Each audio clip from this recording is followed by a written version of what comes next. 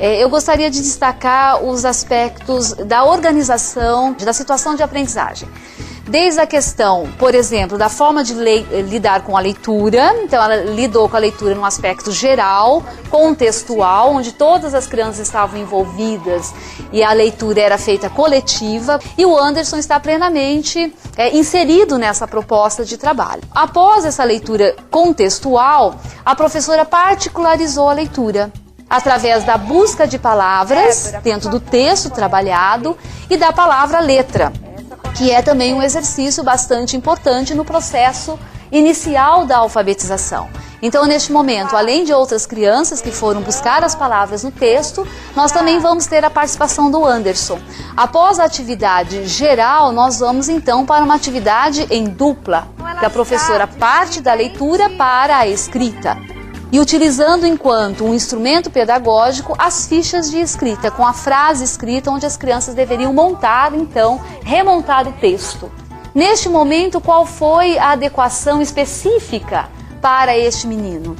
Algo bastante simples, que foi colar a sua folha na carteira por conta do aspecto motor, que ele poderia ter dificuldade em trabalhar com a folha solta. Então vejam, é algo simples que para ele fez grande diferença. E a coleguinha propiciando a busca da frase que deveria estar contida na folha. Depois, a representação gráfica através do desenho, onde ele também se trabalhou em dupla, e o Anderson foi amparado pela sua colega, participando ativamente dessa atividade.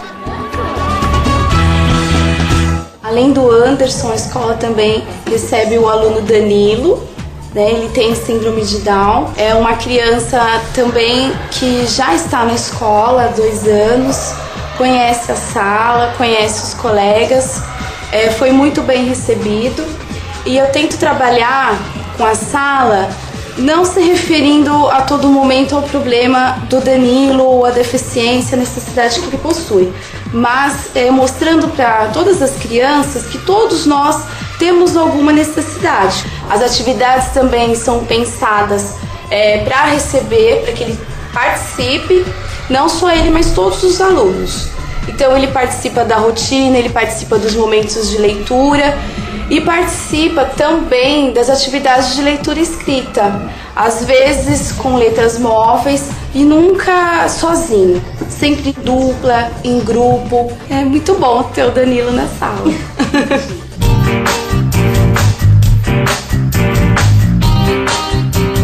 Eu gostaria de saber como atribuir conceito a esse aluno. Se faz necessário uma adequação do currículo. O aluno ele tem que ser avaliado em cima deste currículo que foi feito, adequado para as necessidades dele. E também o conceito ele tem que ser atrelado a um dossiê. Então, nesse dossiê vocês vão estar colocando o quê? Quais as habilidades que ele conseguiu alcançar e também o que falta, o que se faz necessário para que ele avance mais. Isso também deve ser registrado. E quais são as adequações curriculares que podemos fazer em sala de aula? Que às vezes as necessidades educacionais especiais provenientes de algumas deficiências nos assustam, mas há casos que adequações simples fazem a grande diferença. E a metodologia de aula, na hora que o menino está na classe regular, num contexto regular de ensino, a importância de que ele seja introduzido nas atividades, mas a professora individualiza em alguns momentos esse ensino, mas a individualização do recurso necessário, do apoio necessário, será feita de forma mais específica nos serviços de apoio. Na SAI é um trabalho individualizado, buscando no currículo da escola adaptar recursos para ele atingir a questão da leitura e da escrita. Outro ponto a ser destacado em relação à situação de aprendizagem observada é a presença do estagiário. Ele tem a tarefa de dar suporte ao professor no contexto da sala de aula, não apenas em relação ao aluno com necessidade educacional especial, mas ao contexto da atividade pedagógica. Então, há momentos em que ele até libera o professor para um atendimento mais individualizado a esta criança. Então, é um fator de grande importância na constituição aí dos processos inclusivos.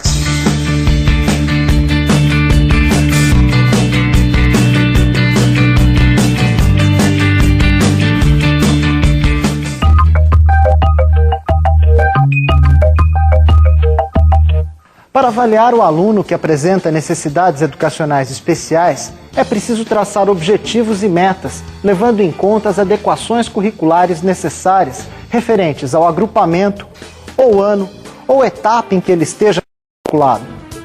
Professor, como você avalia uma atividade entre os seus alunos? Toda essa discussão, observação do Anderson em diferentes situações na sala de aula, nos ambientes da escola, nos leva a ter elementos para formalizar um instrumento curricular para ele. Ele precisa ter um instrumento que ele vai seguir com objetivos, com estabelecimento de competências que podem ser atingidas por ele. E como que eu vou fazer isso? Que atividades eu tenho que desenvolver para que ele consiga chegar a esses objetivos. Então, nessa observação, eu consigo estabelecer esse instrumento. A escola, ela possui um trabalho com portfólio. Os professores do primeiro ano, eles guardam alguns trabalhos que vão sendo passados de ano a ano para os professores subsequentes. O objetivo deste trabalho é ter um acompanhamento deste aluno ao longo desses 4 anos. Assim, os professores têm condições de conhecer a realidade, as necessidades desse aluno, e os professores dos anos seguintes de partir dessas informações para iniciar o seu trabalho. Os instrumentos de avaliação podem possibilitar a avaliação processual e não apenas o produto da aprendizagem. Professora, quais os instrumentos que mais favorecem a avaliação processual? Existem alguns instrumentos que são bastante favorecedores desse olhar mais processual, dessa avaliação do processo do aluno. Então, esses instrumentos, eles vão desde o olhar observador e criterioso do professor, que está olhando a atividade da criança com base nos objetivos que ele traçou para essa criança ou para esse aluno, os portfólios, como a Sônia já mencionou, a análise da produção escolar dos alunos, das suas atividades e os registros do professor em diferentes momentos da prática pedagógica. Além desse trabalho e dessa integração que a gente busca entre nós e os demais profissionais da educação e da saúde, nós também voltamos o nosso olhar para a família, buscando também uma parceria com os pais e familiares desses alunos.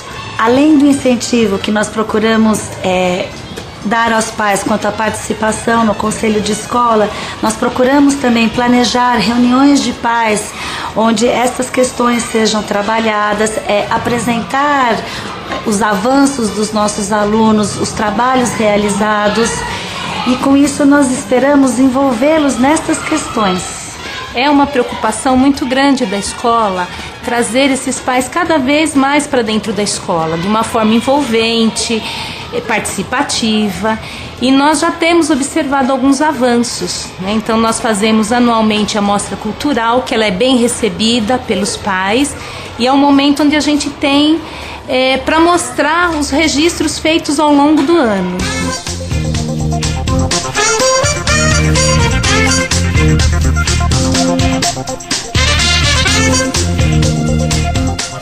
Quando o Anderson chegou aqui, ele nunca tinha frequentado a escola, chegou com 9 anos e ele não caminhava direito, ele usava fralda, não se alimentava sozinho. Recebendo o Anderson no SAI, o importante no primeiro momento foi avaliar a necessidade dele da conquista da autonomia. Então, em contato com a avó, eu orientei para que ele já não utilizasse mais as fraldas.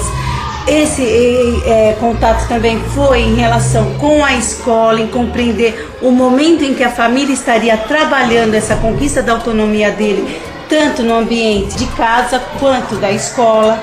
E isso foi ganhando um espaço para ele de desenvolvimento e de conquista. Rapidamente ele começou a caminhar sozinho, subir as escadas sozinho, e se comunicar com a gente, né? Todos nós nos esforçamos muito, da escola inteira, desde o pessoal da faxina da cozinha, professor, todo mundo, para interagir com ele, porque a gente achava que era muito importante essa interação com ele, para ele se sentir parte da escola. Com a visita nessa escola, nós pudemos observar e relacionar alguns aspectos teóricos da teoria de Vygotsky, quando ele nos aponta os processos de mediação como processos extremamente importantes para o desenvolvimento da criança.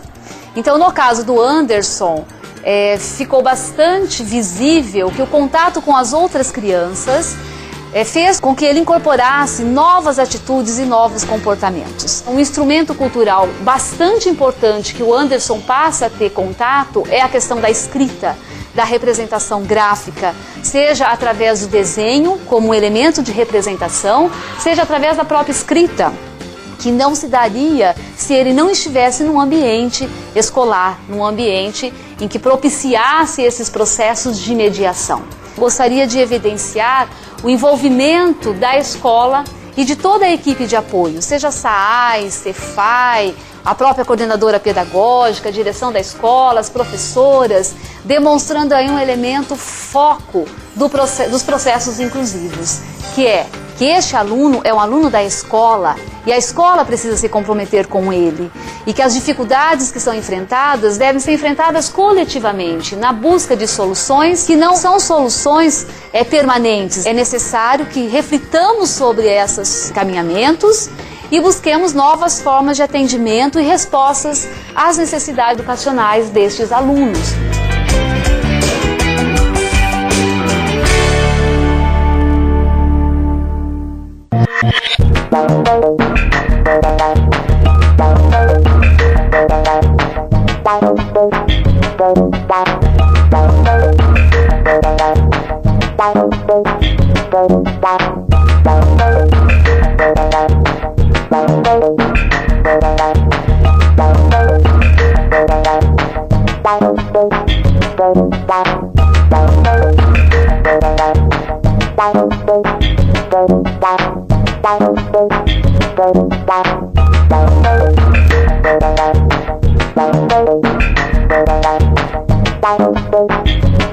Bye.